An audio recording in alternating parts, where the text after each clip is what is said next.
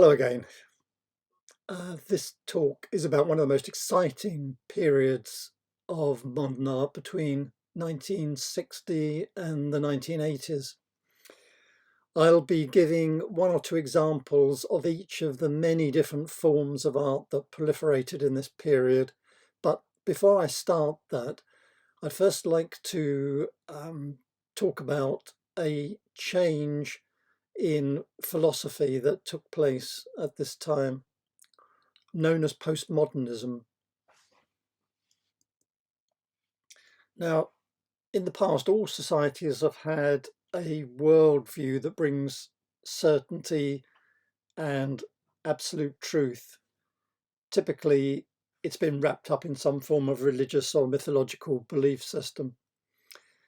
The Enlightenment claimed to give us absolute truth through the application of science and reason, although there were philosophers like John Locke who acknowledged that there were limits to human reason. Then Romanticism accepted the value of reason, but claimed it wasn't the only route to understanding. That required intuition, being in touch with one's feelings and emotions, and each individual's experience of the world, which provided a subjective truth. Now, some say we're still living in a romantic age, but in the 1950s and 60s, new ideas known as postmodernism gained traction. Postmodernism maintains that all knowledge is the result of our social, historic, and political systems. In fact, even our basic common sense ideas are constructs of our society that are absorbed from birth onwards. My own view, incidentally, is that there's no single approach. The scientific method excels at investigating the natural world through experimentation and observation. It doesn't aim for absolute truth, but it looks for the best explanation at a given time. Reason and logic are useful tools that help us analyze information, form arguments, and build upon existing knowledge. And intuition and subjective experience can guide us in areas like art, ethics, and understanding human emotions, and make us aware of the role of social factors in, for example, shaping scientific inquiry and the selection of research topics.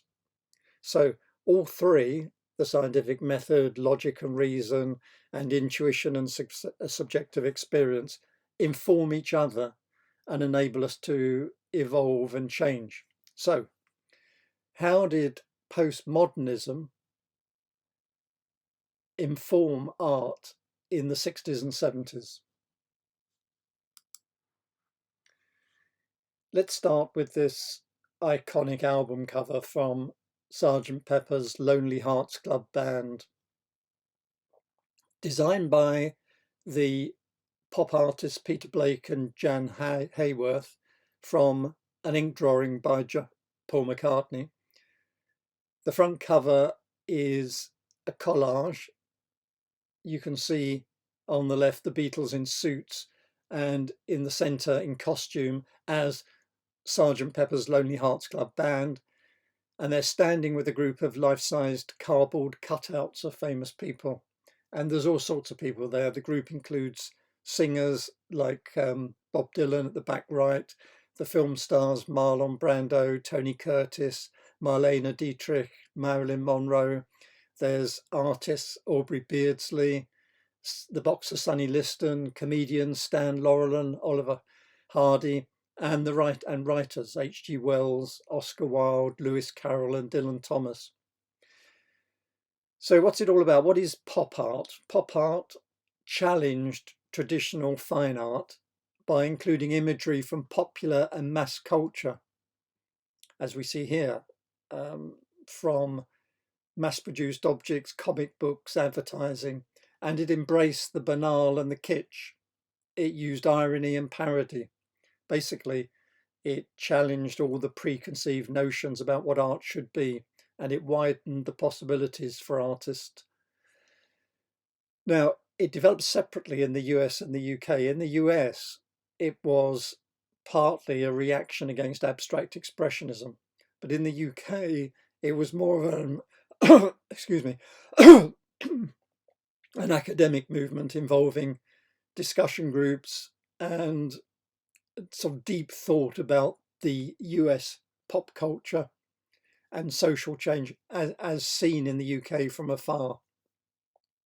So in the UK, early artists include Eduardo Palazzi, Peter Blake, David Hockney, Richard Hamilton, and in the US, Robert Rauschenberg, Jasper Johns, and Andy Warhol, and many others. David Hockney used techniques from advertising, but he rejected the term pop art. He didn't want to be pigeonholed into a specific movement. However, these paintings like this one, A Bigger Splash, resulted in him being associated with the pop art movement. What do we see? There's an unseen figure apparently just jumped in from the diving board. It was painted in California between April and June 1967 when Hockney was teaching at the University of California. And like a lot of pop art, this painting uses bold flat colours and is based on an advertisement for swimming pools, which I'm showing you here. The painting itself is almost square. It's divided in half by strong, thick blue lines representing the edge of the pool. It's a painting of verticals and horizontals broken by the diagonal diving board reflected in the diagonals of the legs of the director's chair. The splash itself was worked out with small brushes over a 2-week period. And Hockney has described his pleasure in taking 2 weeks to represent an event that lasted a second or two. The rest of the painting was finished very evenly with a paint roller in 2 or 3 layers, and a few details like the trees, the grass, chair, and reflections were then painted over the flat areas. The wide border, and if you look carefully, the narrow strip going across the centre are left unpainted. When Hockney was asked who jumped in the pool, he said, "I don't know actually. It was done from a photograph of a splash that I hadn't taken, but that's what it's commenting on. Most of the painting was spent on the splash, and the splash lasts 2 seconds, and the building is permanent." That's what it's about, actually. You have to look at all the details.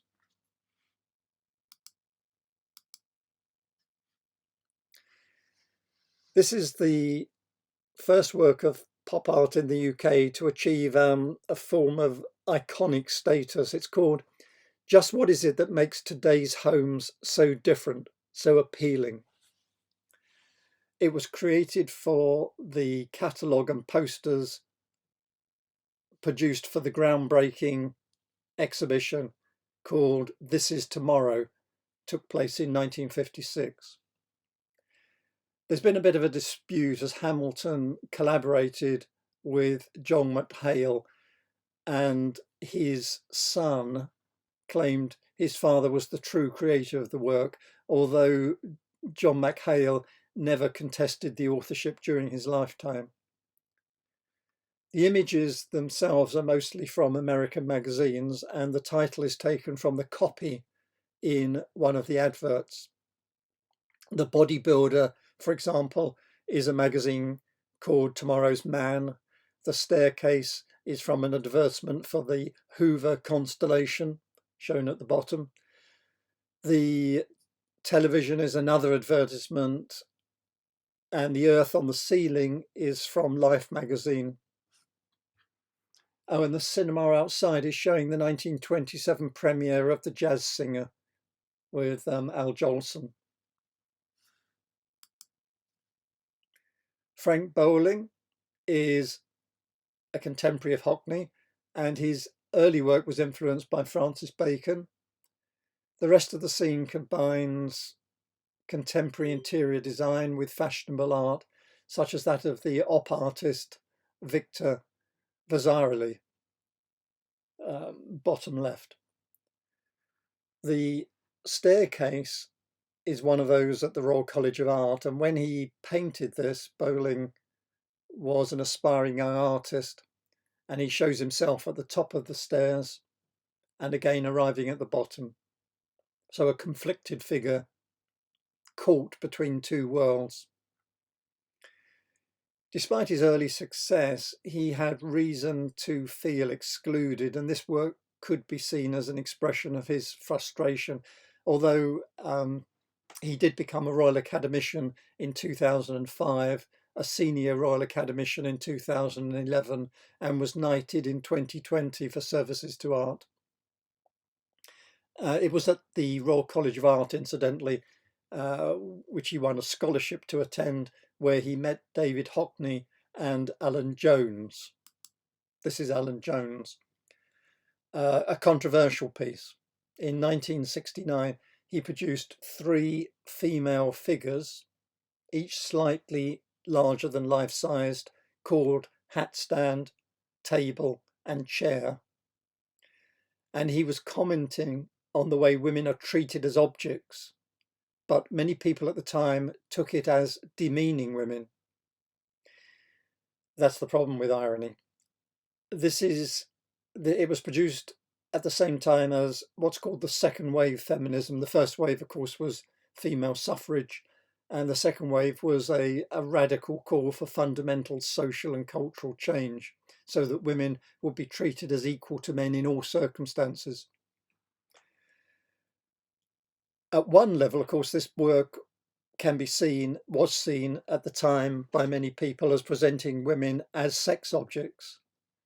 However, the objectification is so blatant that it seems that Jones is clearly ironically presenting women as objects as a criticism of our society, which treats women in this way.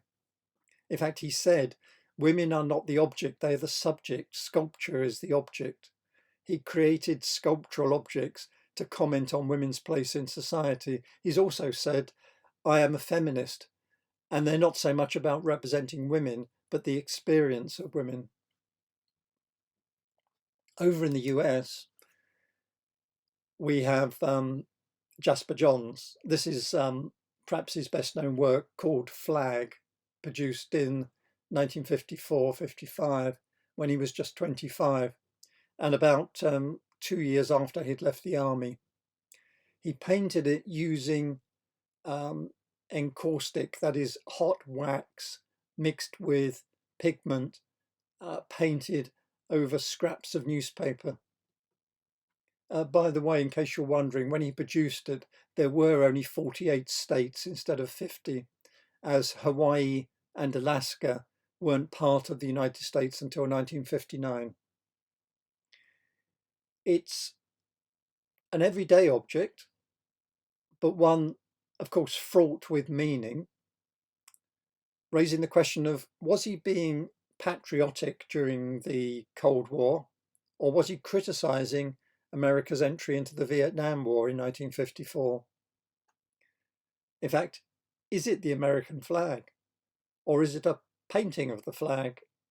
I think it reflects the artist's own ambiguous relationship with the nation. Another US artist, Robert Rauschenberg, produced this the same year as John's flag. It's called Bed, anticipating Tracey Emin's Bed, but with a different purpose. It's one of his first works, and it uses discarded common objects. The bed is covered in sheets and a quilt over which he's slashed paint and drawn on the bed. It's claimed it was his own bed, and if so, like Tracey Emin's, it's a personal statement, a form of, if you like, self-portrait, and his relationship between everyday life, eating, sleeping, and painting. Unlike Tracey Emin, he's not recreating his actual bed as he used it, but he's using his bed as part of a a wall hanging, a painted wall hanging. He said, "Painting relates to both art and life. I try to act in that gap between the two." And that, I think, is what the work shows, the gap between, or that includes, his everyday life and his art. We come now to one of the iconic works of pop art and postmodernism. This is Andy Warhol's Marilyn Diptych, made in 1962, which was the year she died of a barbiturate overdose. Now, in the 50s and 60s, the Western world, particularly the US, was increasingly filled with commercial images in newspapers, on billboards, and on television. So how did these images that were proliferating differ from art? And some artists began to ask if there was a difference. Was there actually only one world of images, and artists are just part of one enormous business? And Andy Warhol became a central figure in this.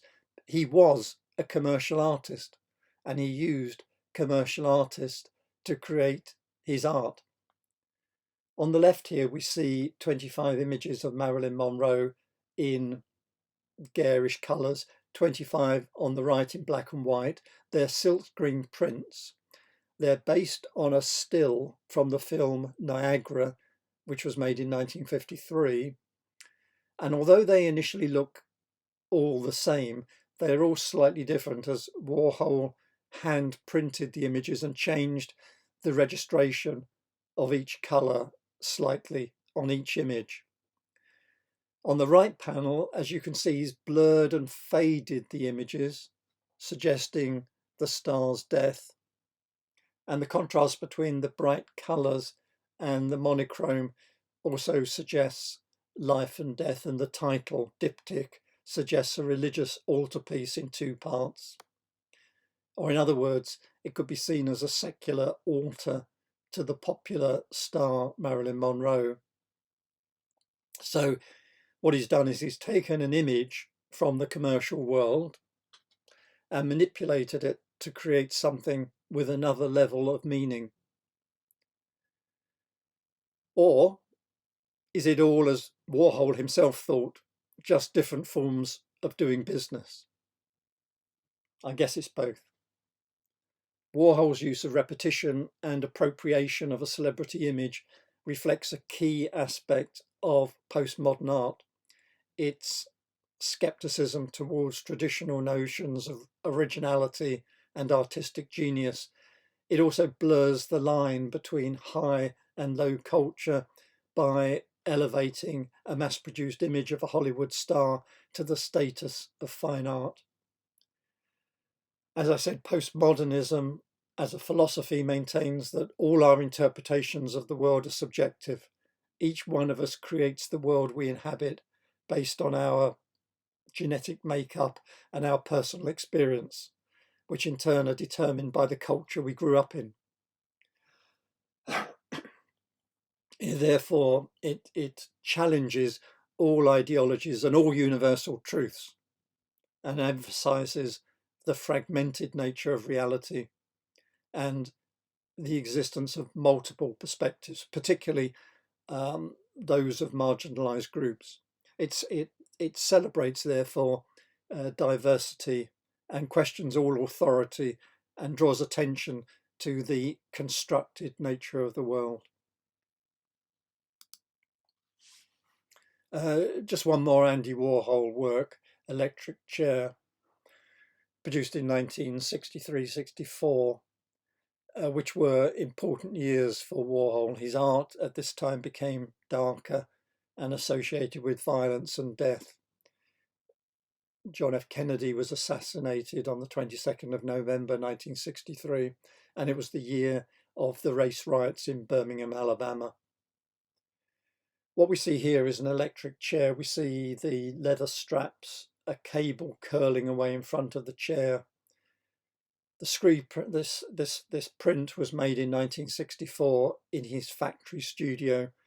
He hand printed the images. He produced multiple images of this, and each one is slightly different with its imperfections and irregularities. The picture is actually from a press photograph released in 1953 of the death chamber at Sing Sing prison in New York. And it was there that the American citizens Julius and Ethel Rosenberg were executed for passing information about the atomic bomb to Russia during the Second World War. This work is part of his what he called his death and disaster series, which included car crashes and suicides from newspaper images.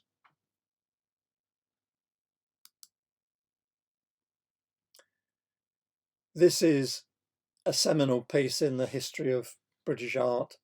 It's Anthony Caro's first abstract and first welded sculpture. He abandoned figure sculpture following a visit to the US in 1959, where he met the art critic Clement Greenberg and abstract painters like Kenneth Nolan. He made this from pieces of metal he found in a scrapyard. He welded them together, and when it finished, he painted it using household paint. In his words, he wanted it to look straightforward, no art props, no nostalgia, no feelings of the preciousness associated with something because it's old bronze or it's rusty, encrusted or patinated. He wanted to remove all of these layers of possible interpretation and make it more abstract, more plain. As he said, it's very difficult today to imagine what a battle there once was over these ideas, how much we upset people, even over abstraction. Someone would ask, what's that sculpture for? If you said it's not for anything apart from looking at, there'd instantly be a big fight. Another abstract sculptor, Victor Passmore, was born in 1908 and became one of the most talented figures of his generation. In the 40s and 50s, he pioneered abstract art in Britain, although before then he was a naturalistic and figurative painter. But he became increasingly interested in the representation of form in 2 and 3 dimensions. So this work, Relief Construction in white, black and maroon, it's hard to see here, but it sticks out from the wall. You can see that from the shadow it casts.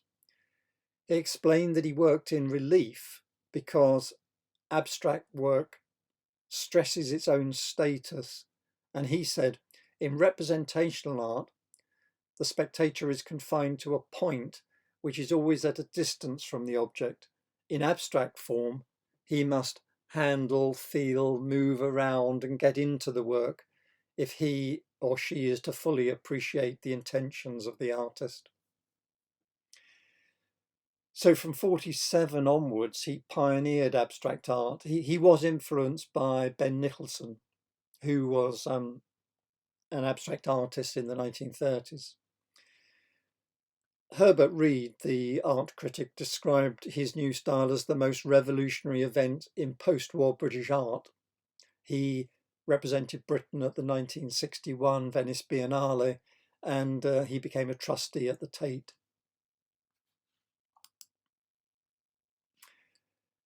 Which brings us to minimalism, which reduces art to its essentials. This is Equivalent 8 by Carl Andre, commonly known, particularly at the time, as the pile of bricks. It caused a major controversy.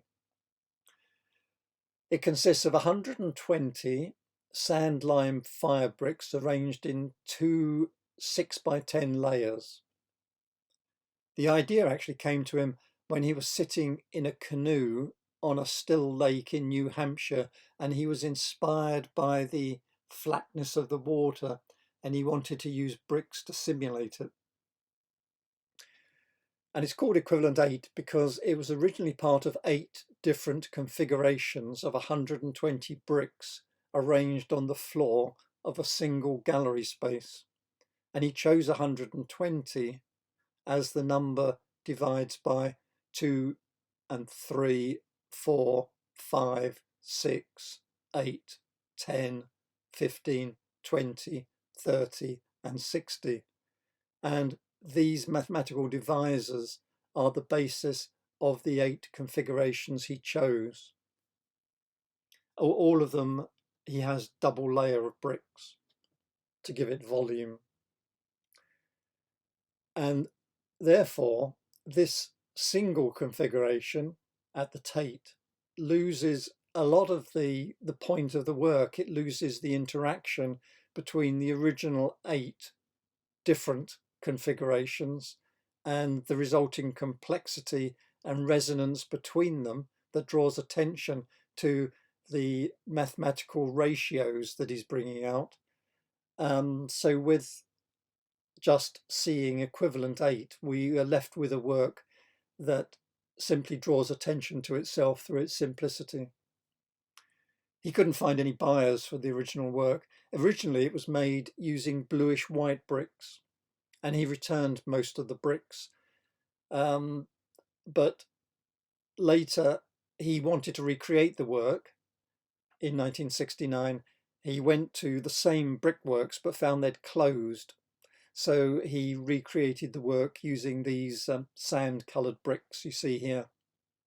Another minimalist is Donald Judd, who sought also to reduce art to its essentials and create works that are free from emotion and self-expression.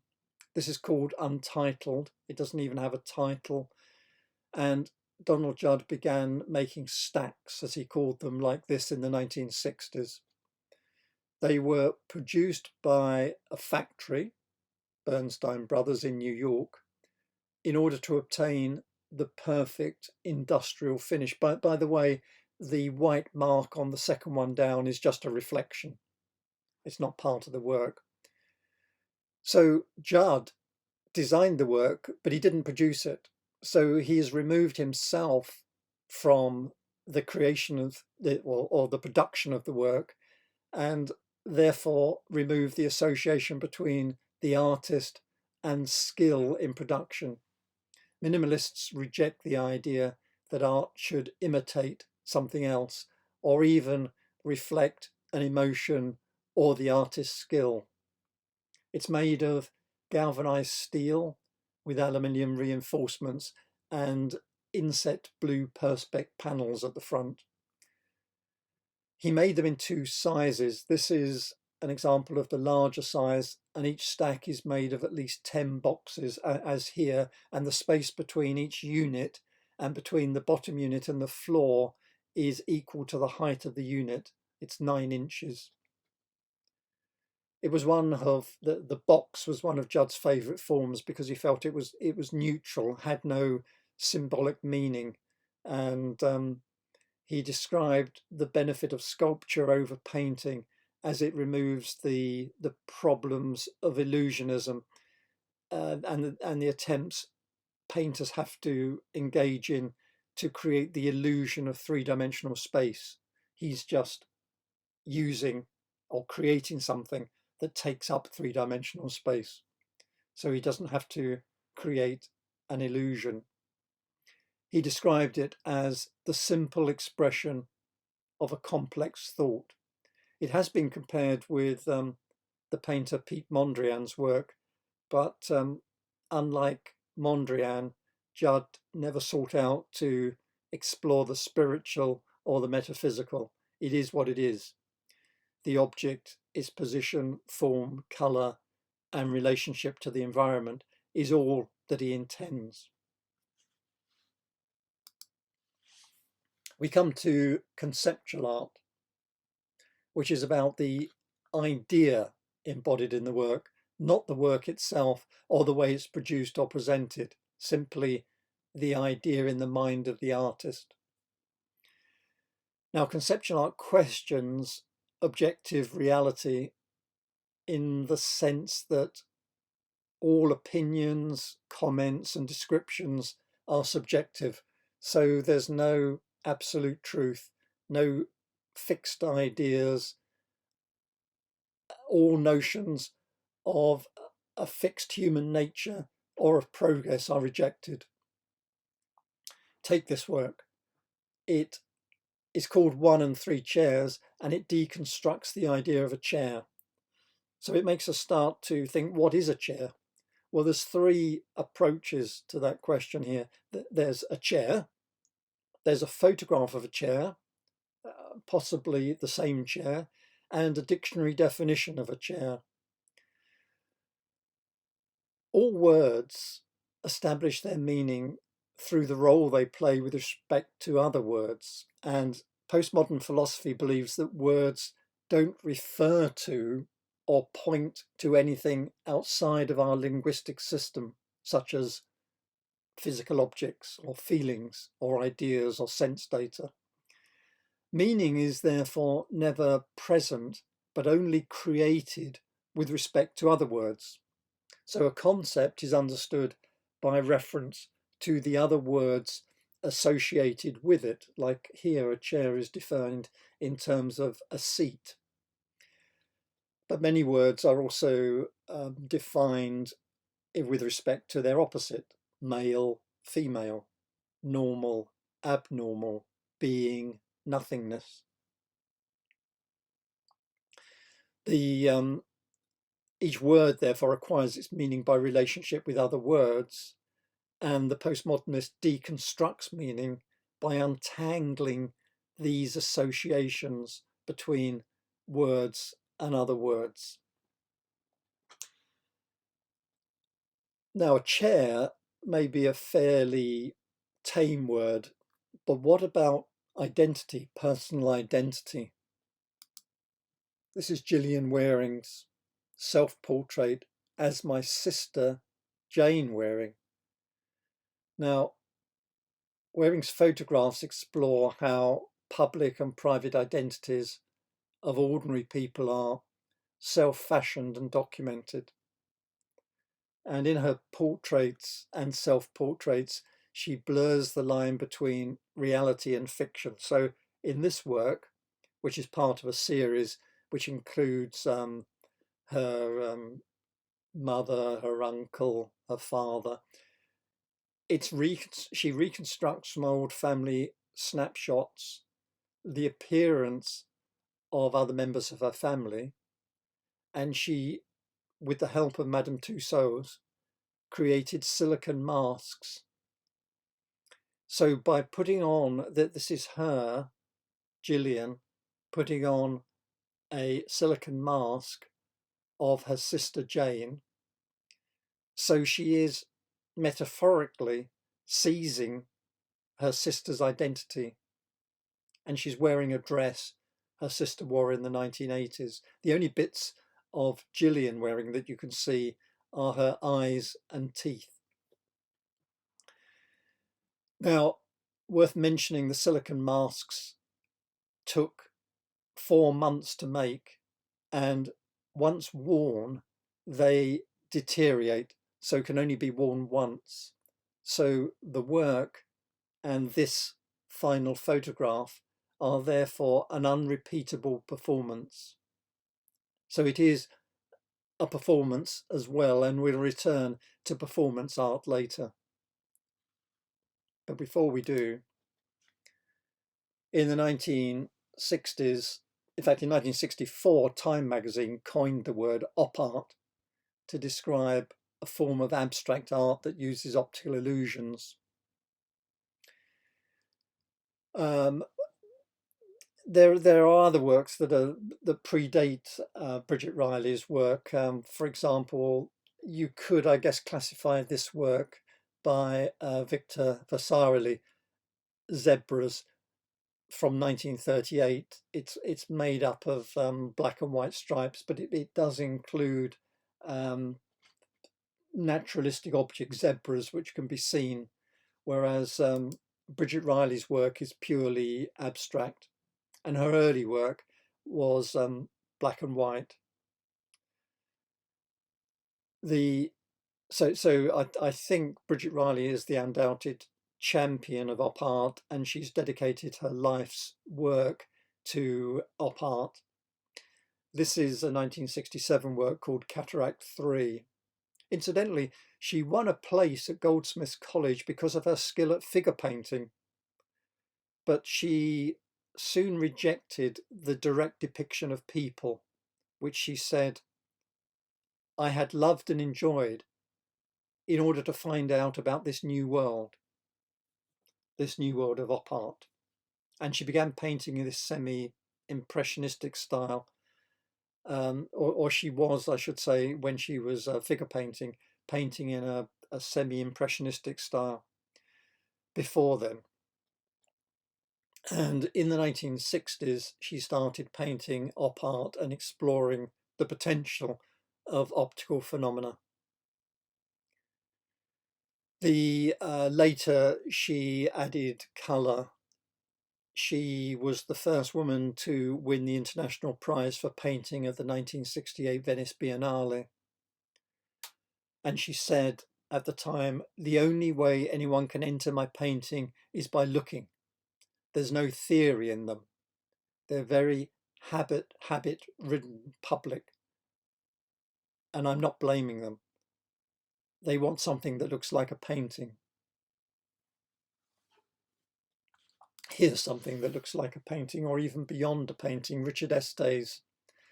We're looking down the length of a New York D 6th Avenue Express train out across to, through Brooklyn Bridge and across to New York. It does have a photographic quality, although many of the textures have been simplified, giving it the look of a graphic artwork. It's a screen print, but it's enormous. It's almost 2 meters wide, and its size, the range of tones and textures, pushed screen printing to its limits. Estes had to produce a special silk screen press to produce this. It was built in Sweden, and the prints were produced in Germany.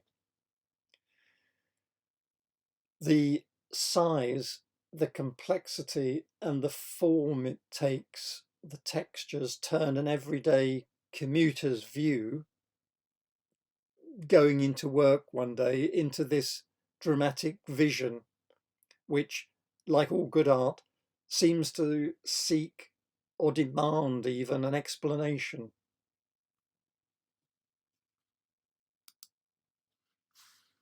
Which brings us to a work, Epiphany 1, Adoration of the Magi, by Gottfried Helnwein.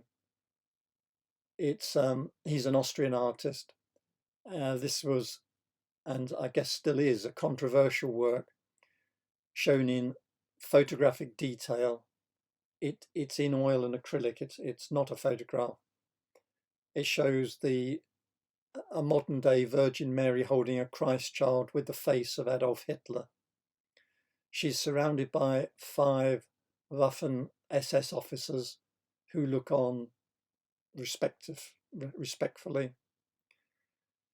Incidentally, the Waffen SS were specially selected troops schooled in racial hatred and warned to harden their hearts, and they administered the concentration camps and carried out the worst atrocities.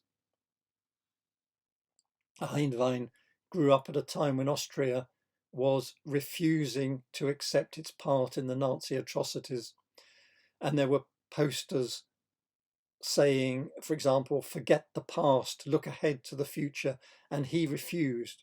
In fact, he was expelled from school for painting a portrait of Adolf Hitler as a reminder of Austria's best-known son and of the past and of its association with the atrocities.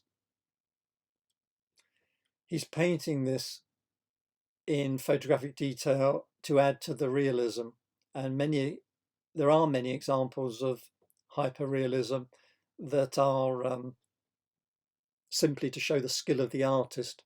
But here his skill is secondary. It's the content of the picture that's important.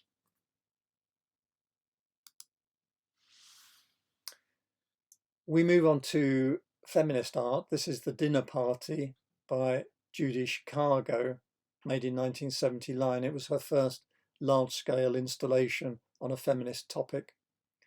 And it represents the history of women symbolically. There are 1,038 women mentioned, 39 as place settings around this large triangular table, and there are 999 written on the floor. You can see some of them. 39 was chosen as its 3 lots of 13, which was the number of people present at the Last Supper. The 3 sides of the table represent 3 periods of history. Wing 1, prehistory to the Roman Empire. Wing 2, from the beginnings of Christianity to the Reformation. And Wing 3, from the American Revolution to Women's Revolution. And the women range from the goddess Ishtar to Artemisia Gentileschi, Emily Dickinson, Virginia Woolf, and Georgia O'Keeffe. Each place setting includes an embroidered runner, gold chalices and utensils, and china painted porcelain plates with a raised central motif based on the vulva and butterfly forms. And the settings are designed to represent each woman's accomplishments and contributions to society. Now, when it was exhibited, there was a big backlash. She received threats and hate, and she said it was the only time in her life when she actively considered suicide. It's been criticised for representing all women using the same metaphor, and for the fact that only one black woman is represented. It's become a very popular work with the public, though. Now, at the time, there was a congressman who criticised these butterfly vaginas as pornographic.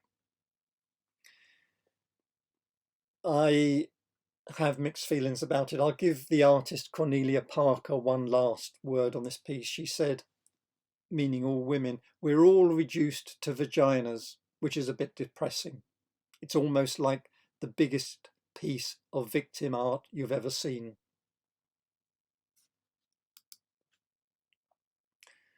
Linda Sterling, known as Linda, is a British artist known for her radical feminist photomontages and confrontational performance art.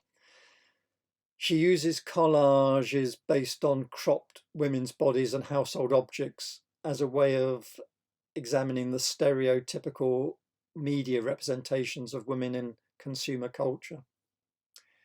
She said, I had 2 separate piles.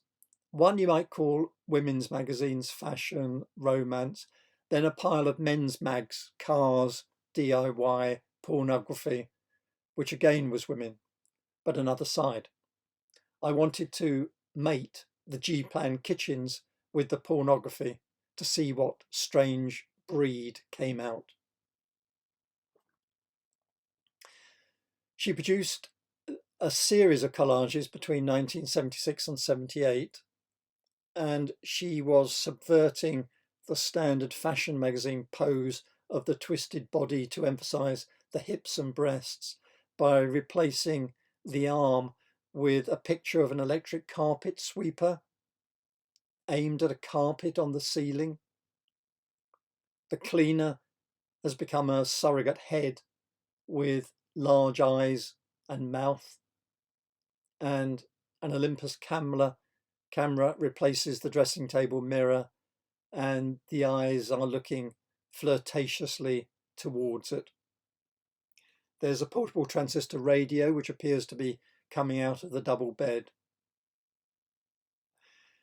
It subverts the male gaze, described by Laura Mulvey as follows: the determining male gaze projects its fantasy onto the female figure, which is styled accordingly. In their traditional exhibitionist role, women are simultaneously looked at and displayed, with their appearance coded for strong visual and erotic impact. That's from her book Visual and Other Pleasures, 1989. Margaret Harrison was one of the founders of the Women's Liberation Art Group in 1970 and is exploring stereotyping as well. Broader issues affecting women as equal pay, home workers' rights, domestic abuse, rape. And she uses humour and pop art to explore the way the media portrays women. She, Harrison, describes them as anti-pornography because they were drawn by a woman. They were exhibited in her first solo show in 1971, which featured works that, in her words, tread the fine line between irony, sexuality, transgender, power, masculinity, objectification, and exploitation.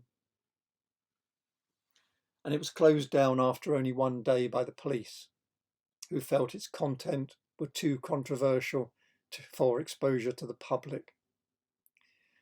Not incidentally because of works like this. Highlights of the show included paintings such as Captain America, which depicted the comic book icon with large breasts wearing stockings and stilettos, and this, an image of Hugh Hefner dressed as a bunny girl. He's only a bunny boy, but he's quite nice, really. This work was stolen on the exhibition's one open day. Harrison thought that with the English tradition of artists like James Gilray and George Cruikshank, its satirical tradition, and with a strong element of humour she brought to the work, including her appearance wearing a preformed plastic chest, all of this would avoid any accusations of indecency. However, it seems the police found the image of a near naked man offensive. And the gallery manager, when asked what people didn't like, said it was the police, it was the men. The images of the women were okay, but they thought the male images were disgusting.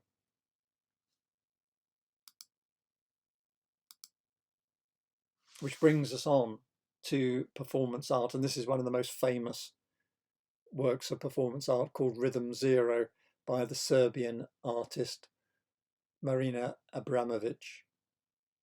It took place in Naples and involved Abramovich standing for 6 hours while the audience was invited to do to her whatever they wished, using one or more of the 72 objects she'd placed on a table. And they included things like a rose, a feather, perfume, honey, bread, grapes, wine, scissors, a scalpel, nails, a metal bar, and a gun loaded with one bullet. The purpose of the piece, she said, was to find out how far the public would go. What is the public about? And what are they going to do in this kind of situation, she said. Now, to begin with, at the beginning of the 6 hours, visitors were gentle. They started by offering her a rose or a kiss. But one art critic who was present wrote the following, and I'll read what he wrote. It began tamely. Someone turned her around. Someone thrust her arms in the air. Someone then touched her somewhat intimately. The Neapolitan night began to heat up. In the 3rd hour, all her clothes were cut from her with razor blades. In the 4th hour, the same blades began to explore her skin. Her throat was slashed so someone could suck her blood. Various minor sexual assaults were carried out on her body. She was so committed to the piece, she would not have resisted rape or murder. Faced with her abdication of will, which is with its implied collapse of human psychology, a protective group began to define itself in the audience.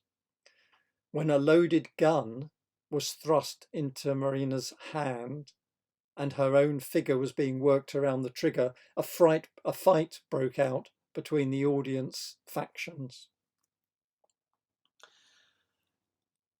As Abramovich described it later, what I learned was that if you leave it up to the audience, they can kill you. I felt really violated. They cut up my clothes, stuck rose thorns in my stomach. One person aimed the gun at my head, another took it away. It created an aggressive atmosphere. After exactly 6 hours, as planned, I stood up and started walking towards the audience. Everyone ran away to escape an actual confrontation. Abramovich said the work pushed her body to the limits. And when she returned to her hotel room, she found some of her hair had turned white. This is her picture of her at the beginning of the session. This is her partway through. And this is the way she's being treated by members of the audience. Final work, or second work of body art, is Chris Burden, who's taken the idea to the extreme. In 1971, a friend of Burden's shot him with a .22 rifle. He explained, I had an intuitive sense that being shot is as American as apple pie. We see people being shot on TV. We read about it in the newspaper. Everybody has wondered what it's like, so I did it. It was meant to be a grazing wound, but his friend missed and shot him through the arm. But he didn't stop then. In 1973, he set his pants on fire using lighter fluid and put out the flames by rolling on the floor. And the same year, he slid across broken glass, wearing only underpants, with his hands tied behind his back. An audience watched him in agonizing pain as the glass shredded the front of his body. Difficult even to read about it. All I can say about Burden's work is I don't think anyone should follow in his footsteps. This is a work of, this is pop art, performance art, and body art. It's the Japanese artist Yayoi Kusama, performing in New York in 1966. She moved to New York in 1958 and was part of the avant-garde scene in the 60s. She came to public attention when she organized a series of happenings, a form of performance art in which naked participants were painted with brightly coloured polka dots, body art. And in this work, she's painted her body with polka dots and is lying on a bed of phalluses. Then in the 70s, she and her work was largely forgotten, but in the 80s, there was a revival of interest and her work came back into public view. But since the 70s, she's lived in a mental health facility, but she leaves daily to walk to her nearby studio to work. She said that working has become her way to express her mental problems. And she says, I fight pain, anxiety, and fear every day, and the only method I have found that relieved my illness is to keep creating art. And now at the age of 95, she's still creating art, and her recent exhibition at Tate Modern has been a sellout. Land art. One of the earliest and best known examples of land art is Robert Smithson's Spiral Jetty, a 1,500 foot long, 15 foot wide spiral constructed using earth moving equipment. A construction company moved the over 6,500 tons of rock over 6 days, constructing this spiral structure that's revealed in times of drought and at other times is submerged. The work was actually built twice. And during the construction, he and his wife made a 32-minute colour film called Spiral Jetty. And sadly, he died in a helicopter crash 3 years after the work was created. Now, the term land art was coined by Smithson, and it's work where the landscape is moulded or deformed, and the work may involve water, metal, asphalt, concrete, rocks or other materials. And many of the early works were ephemeral. They only exist today as videos or still photographs. A variation is environmental art or earth art. The difference is land art has evolved into environmental and earth art, and environmental and earth art cause no permanent damage to the landscape. This is A Line Made by Walking by Richard Long. Now, Long kept silent about his work for a long time, but issued a poem-like statement, of which this is part. I'll read part of it. I like the simplicity of walking, the simplicity of stones. I like common means given, the simple twist of art. I chose lines and circles because they do the job. He was allegedly irritated by being described as a romantic in the tradition of Wordsworth and Coleridge. His work, he said, is not about finding himself through walking. It's about enjoying nature. He said, I feel I carry my childhood in me in lots of aspects of my work. He also said, why stop skimming stones when you grow up? This is the first work he made, a line made by walking, and he made it by walking backwards and forwards along the same line until a visible line had been created, which he photographed. He made it during the first year he was at art college.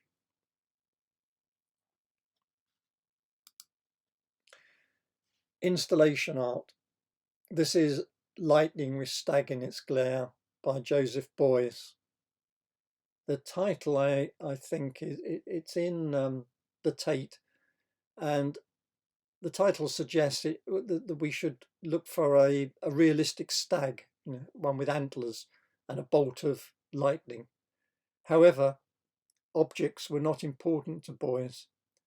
He wanted to represent the elemental forces of nature and our relationship to them, and his way of conducting his art was by touring the world and giving lectures. The large bronze object at the back is the lightning strike, and like lightning, it's powerful and potentially dangerous. Lightning, Beuys saw as an elemental force, and it's the lightning that is illuminating the group of creatures in front of it. The stag, by the way, is the silver object. Originally it was an ironing board, but he remade it using cast aluminium.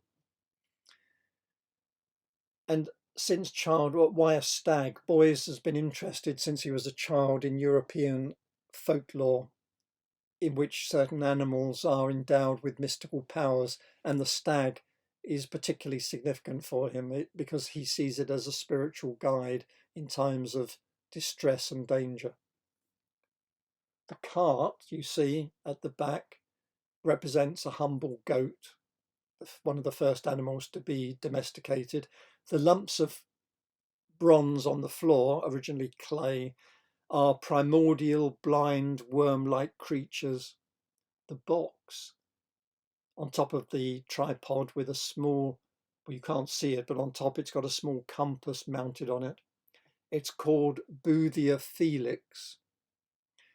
And in fact, the northernmost part of Canada was named Felix Booth after what was then the location of magnetic north. So it's another reference, like the lightning flash, to natural energies of the earth. the magnetic field around the Earth that protects us all. In order to understand his work, you need to know more about Beuys.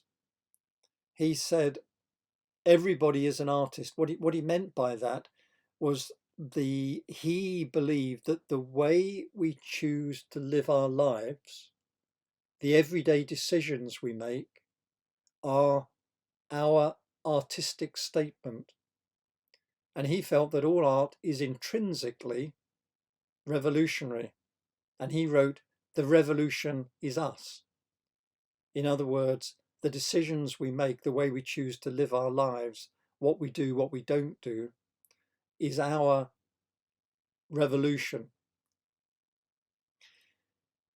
If we could pay attention to our relationship with nature, it would transform society. It would be a true revolution.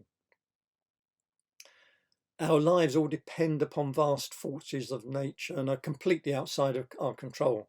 If a tsunami hits our shores, or an earthquake destroys our buildings, or a volcano erupts, we are powerless to control it or resist it.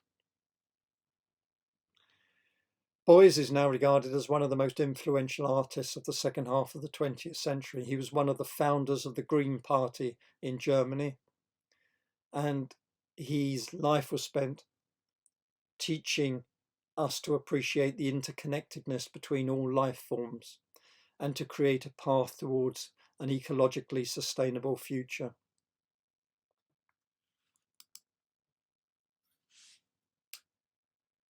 This is Cornelia Parker's best known work, Cold Dark Matter, An Exploded View.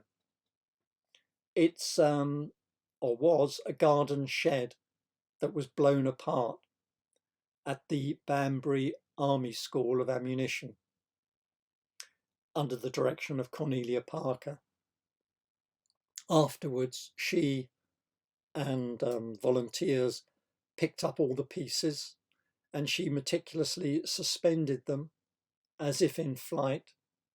And so she's exploring like a cartoon death, where we see things falling off cliffs, being run over by a steamroller, being blown up, shot full of bullets, or like Roadrunner or Tom and Jerry.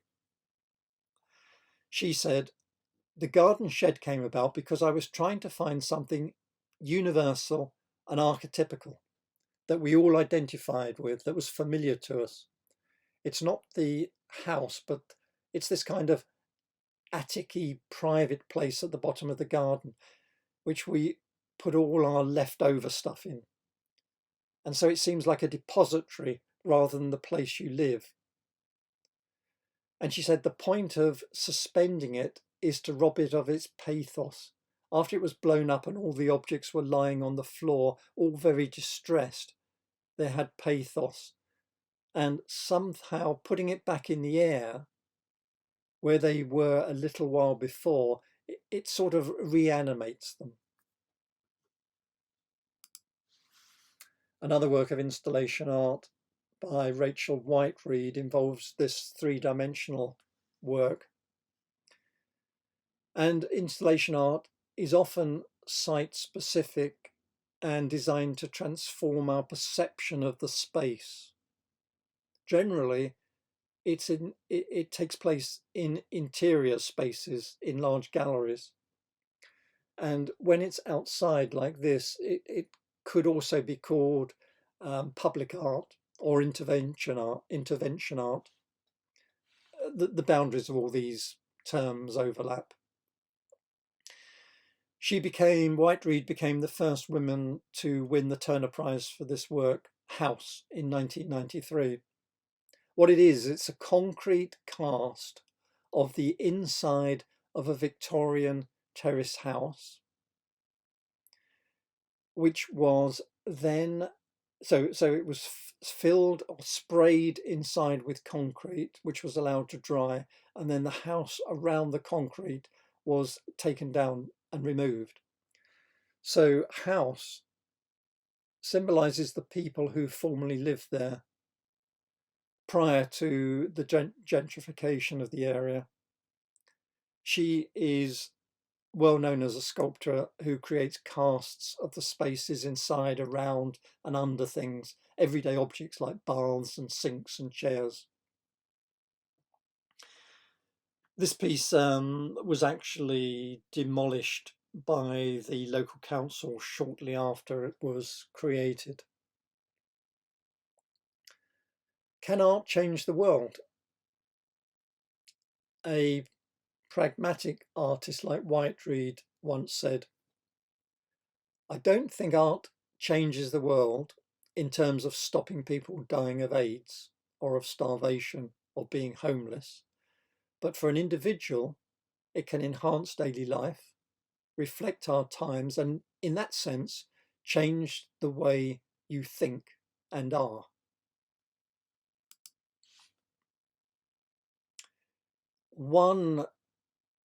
So much change in photography during this period, but I've just selected one work by Francesca Woodman, who is, I believe, one of the great forgotten masters of photography of the 70s.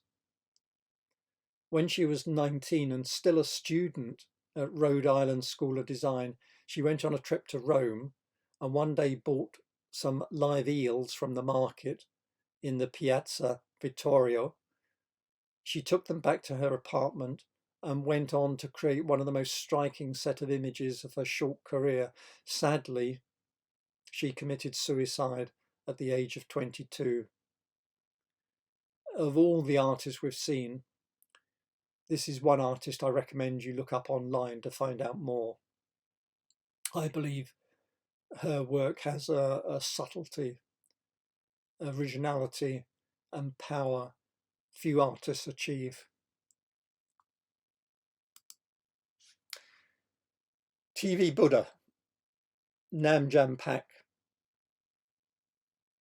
a Korean artist described as the father of video art. He used television as an artistic medium from the early 60s and developed a unique style of video art based on technological innovation and creative experimentation. This is one of his best known pieces.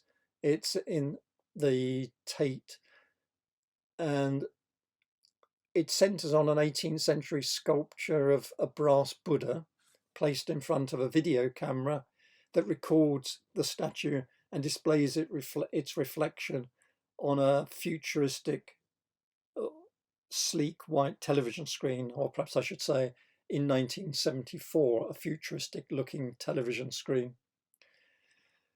It highlights the juxtaposition between art and technology, East and West, and the historical and the modern. And it reveals fundamental issues brought up by technology, the ambivalent position of religion, of history, images of ourselves in contemporary society when viewed upon a screen, one removed from reality.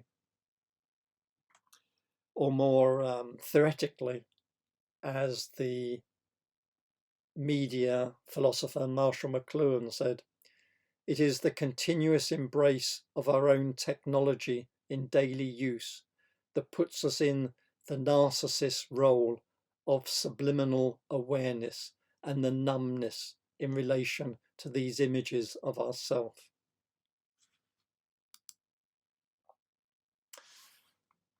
Near the end now, one other example of video art, Mark Leckey, Dream English Kid. This is a still from his video work, a collage of what Leckey called found memories made from sources such as adverts, TV programs, and music, as well as props and models.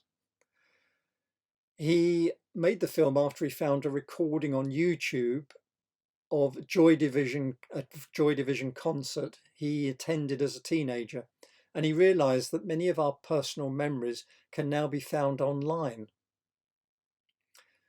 So he searched and formed this type of self-portrait of himself, and he created a film that seeks to connect us all through shared memory and experience. So where next? What is the future? Artificial intelligence, or AI, is likely to replace many artists, or at least substantially change the way they work, just in a way as in the 19th century photography changed the life of every artist, and also the way we all saw the world. This is an example of AI using the ideogram image generator to show it can generate faces and also lay out a magazine cover. This indicates how in future it could replace the work of many graphic designers. I apologize for this, as any work can now be produced limited only by the textual description entered and the imagination of the user. I spent a short time producing this. I asked for a striking postmodern art photograph capturing two individuals in a kitchen, playfully using form and colour in an unexpected way. Notice the AI system still has a problem with hands and fingers, but I guess this is going to be solved within the year. In any case, in this image, I think it adds to the effect. Of course, this is only the beginning. Music can be created from a description. A person's voice can be created from an example of a few seconds. Within a few years, complete feature-length films will be able to be created, including the plot, actors, scenes, speech, and music. As we all know, actors have been on strike in Hollywood, but I'm not sure. In fact, I don't see how this technology can be stopped. My granddaughter, who's 6, suggested there could be a niche role for work produced by human artists as a sort of expensive novelty, something produced by a human. We see that effect with chess. Now, of course, computers can easily beat the best grandmasters in the world, but we don't watch computers playing computers, or even computers playing humans. We still watch humans playing humans. So maybe a similar thing will happen with art.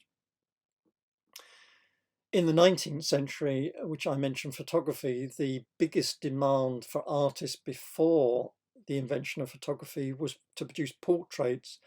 And so photography put most artists out of business, as it was far cheaper.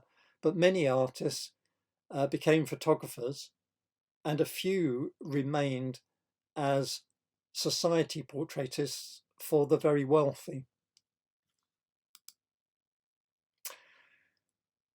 I'm afraid it might be more like this.